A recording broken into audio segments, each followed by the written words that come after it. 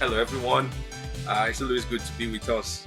Today is a bit of an emotional experience in the farm, and it's also a time to learn.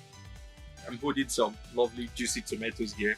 They're beef tomatoes, Belfast. We've had them in the farm for nearly 6, 8 months, and it's been a long run. In protected cultivation, there's always a time to say goodbye to the farm. Um, we planted this kit in August 2024, and we're terminating it exactly by the end of April 2025. It's quite a good time of production, and I just wanted to share with us some of the challenges we've had with the farm, some of the good times, and of course the bad times. The good thing about protected cultivation is that you enjoy an elongated production period. We planted in August. By September, we started having our first fruits.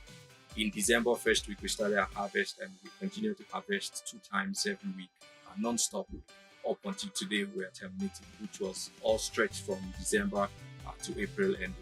So it's nearly 5+ months of active harvest. When you compare that with the conventional farming in the open, in here in Just Plateau, or conventional farmers we work with, they plant their tomatoes in the open, and they have a very good farmer who is able to manage his field very well, is able to harvest 2 or 3 times because of the challenges from the element, excessive rains, excessive exposure to diseases and pests. And after 2 or 3 harvests, they terminate the farm. When you compare that with the protected cultivation, we've had nearly 6 months, 5+ months of active harvest. We harvest twice in a week, Mondays and Thursdays. And from this very kit, we've done nearly 3 tons, approximate of 3 tons of very good tomato. When you look at the economy of production, when you look at the profit returns, when you look at the time of production, when you look at the factors for food security, of course, you know that protected cultivation, it's the future, it's the way to go. Of course, it's a little bit more expensive to set up, but overall, it's been a good run. And overall, you have a longer time of production, and not just long time of production. The quality of fruits that come in from the farm, they're way better.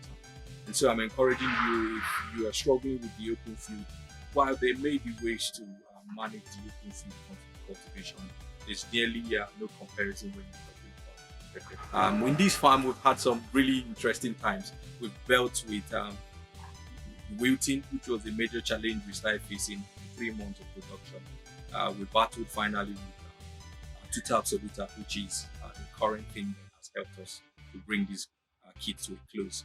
And so every farm has a story. It's a bit of an emotional moment. We're about to say goodbye to this kit and then plan on doing something. Just another key nugget to share. We can't do tomatoes in this farm concurrently. We're going to have to plant a different crop. And the reason being that there's been some disease that's built up here. If we do tomato again, that means that disease is strengthened, which comes to a kit or a greenhouse rotation. As you have in the field, we call it crop rotation. And so when you cultivate a particular crop in a particular kit or greenhouse, when that plant is terminated, you have to rotate. So we're planning to do bell peppers here, and then after bell peppers, before we can come back to tomatoes again or some other vegetables. So thank you for tuning in. Hello, valued listener and watcher. If you enjoy what you just watched, if this brought value to you, please, I encourage you to share. I encourage you to like and to subscribe. Thank you.